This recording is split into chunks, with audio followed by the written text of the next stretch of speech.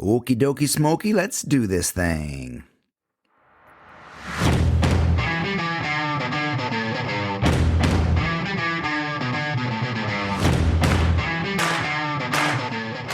So my purpose in my work and in the right questions, is to help people get paid to do what they love. But getting paid to do what you love is no easy feat, right? It asks a lot of us. It asks a lot of our creativity. It asks of our self-worth and our discipline and our sense of perfection. It asks about our procrastination habit, most of our habits. And it brings up a lot within us.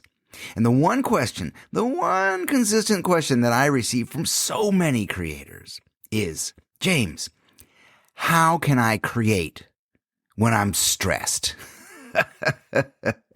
So here we go. Here's my answer. You can't. You can't. You cannot create when you're stressed out. You cannot be creative if you're living in stress. Your mind will not let your body do it. Your nervous system is in shutdown mode. Your chest is tight, your gut heavy, your thoughts are dark. It ain't gonna happen. But here's the good news. There is stress relief. There are many ways to get rid of stress, and everybody has their own self-soothing forms. From taking bubble baths to, inviting yourselves on a date to the movies. But through my diligent research, I have found the universal truths of stress release. And it comes in 3 parts: breath, thoughts, and movement. Here's the first. Breath. Give yourself some room. When we're feeling stress or fear or anxiety, we forget to breathe. If someone punches us or we're frightened or surprised, the first thing we do is we tighten up. We stop breathing. If you've ever done a really great yoga class or a fight class, a great wrestling or Krav Maga class, gosh, the best thing your instructor can do is to remind you to breathe. Because we forget. Most of us get through our entire day taking little sips of air, not really breathing. Learn to breathe full belly breaths that move into your chest and body and brain. Just bring it in through your nose and then blow the whole thing out like a whale. And find more room in your heart and your lungs and your body and your mind and your patience. Breath is everything. Breath is life. Number 2, thoughts. Learning to respond and not react. So I taught at the School of Visual Arts for almost 20 years. In New York, and teaching a university class at 9 a.m. to 19-year-olds who are not cool with being awake at 9 a.m. taught me a number of things.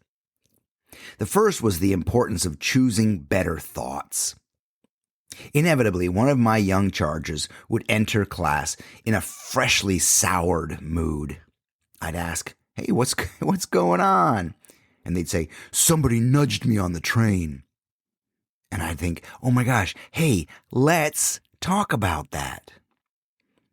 And the ensuing conversation would be about options presented by that circumstance and choosing appropriate response to that situation. And not just the knee-jerk, reactionary, crappy victim state selection that is our default, quite frankly. We let one moment, one situation piss on our entire day. It's just one bad answer out of the many to choose from. When you choose that reaction, you're training that reaction. "Somebody nudged me on the train," you say. Then later at your lunch with your friends, you repeat, "Somebody nudged me on the train." And in the evening, you go back to your roommates. And again, somebody nudged me on the train. You're not responding consciously, just reacting.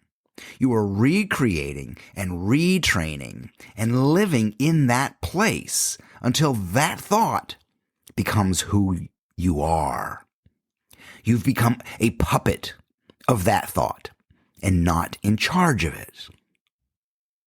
The difference between a response and a reaction is a breath. Stress and anxiety is by no doubt a horrible situation. But it also can be reframed, an opportunity to see yourself, to see this situation as a window for reflection and education and newer, deeper knowledge and even deeper thoughts on self-love. We need to understand how to consciously choose our response to this new circumstance. And we do that by taking a breath and then choosing better thoughts. Train those new feelings and new responses and not just react. And then ruminate for the rest of the day or the rest of the week on that. Right? We're smart, creative motherfuckers. We can choose more beautiful thoughts and learn to respond consciously. And here's number 3, and this is a big one. And this is about finishing the stress cycle. When you're in stress mode, what happens is your brain sends warning signals to your body and drowns your body in adrenaline and cortisol. Right? Even if as you're sitting here listening to me, if a book falls behind you or some noise that you're not familiar, something goes boom behind you, you go, and you can feel it already. Even if you just mimic that, you can feel the adrenaline pouring into your system. Your poor body doesn't know if the situation is real or not, if it's a real threat. So it prepares for fight or flight or freeze. And those chemicals are bad, man. They're bad mojo. They're bad poison. And if you don't need them for survival, then you got to get rid of them. And you don't need them right now. So your brain is pissing bad chemicals into your body. And you feel it in your solar plexus, or you feel it in your gut, or you feel it in your heart, and you're tense. You are literally suffering from stress. Because your brain is telling your body there's a shitty situation out there. And you're not breathing through it, and you're not choosing better thoughts. It's lions and tigers and bears. Oh my.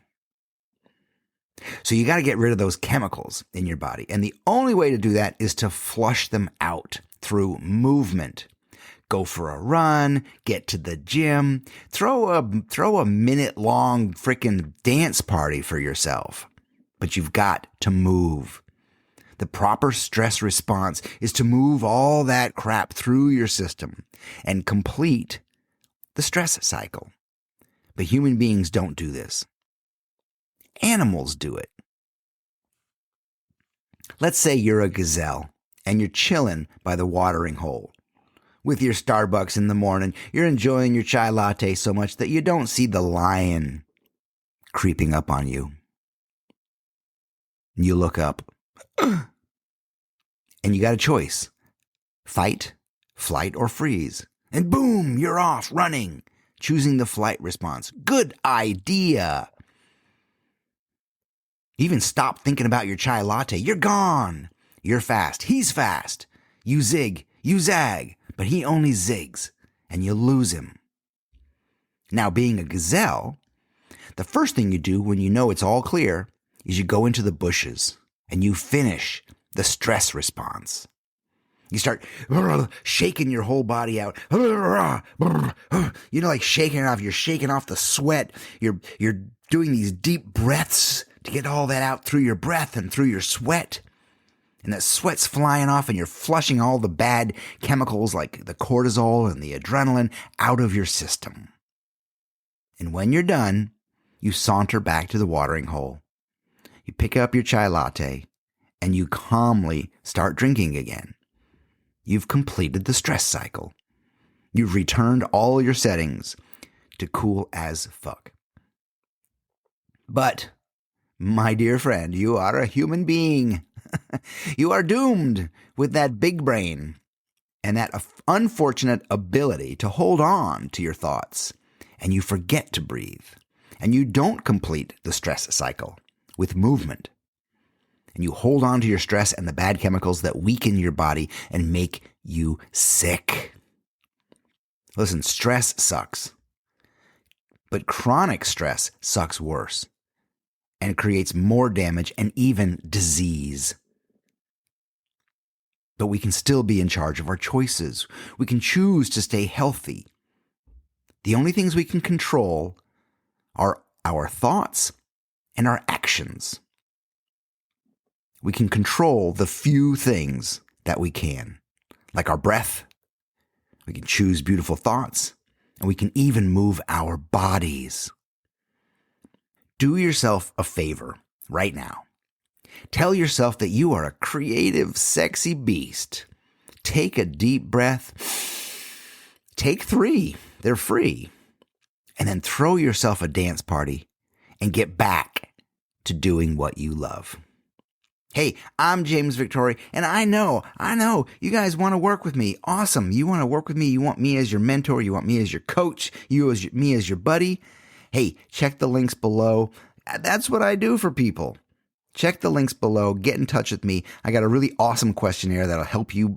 Even by itself, it'll help you. But drop me a line. Let's work together. Hey, I love you. I'm James, and I'll talk to you next week. Adios.